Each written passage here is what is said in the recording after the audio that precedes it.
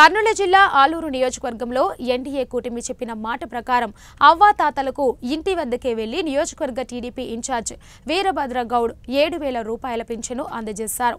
ఆలూరు పట్టణం 2వ సచివాలయం నందు ఎన్టీఆర్ భరోసా పెన్షన్ పంపిణీ కార్యక్రమంలో పాల్గొని అర్హులైన ప్రతి ఒక్కరికి పింఛన్లు అందజేశారు. అలాగే 6 మండలాల్లో పింఛన్ కార్యక్రమంలో వీరభద్ర గౌడ్ పాల్గొననున్నారు. ఈ కార్యక్రమంలో ఎంపీడీఓ, ఈవో, ఆర్డీఓ, సచివాలయ సిబ్బంది మరియు టీడీపీ నాయకులు, కార్యకర్తలు భారీ సంఖ్యలో పాల్గొన్నారు. ఒక పండగ వాతావరణం, ఎన్టీఆర్ భరోసా కింద పెన్షన్ల పంపిణీ.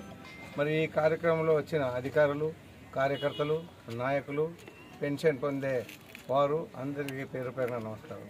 మీకందరికీ తెలుసు, గతంలో 1983లో స్వర్గీయ నందమూరి తారక రామారావు గారు మొట్టమొదటిసారిగా ముఖ్యమంత్రి అయినప్పుడు 200తో స్టార్ట్ చేసిన జగన్మోహన్ రెడ్డి వచ్చిన తర్వాత ఒక్క సంవత్సరంలో 250 ఎక్కించుకుంటూ ఇవాళ సంక్షేమంతో ఆయన కూడా 1000 రూపాయలు ఇచ్చారు.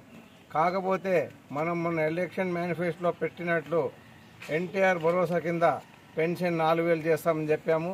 మరి ఈరోజు 3,000 ఉండే పెన్షన్ 4,000 చేశాము.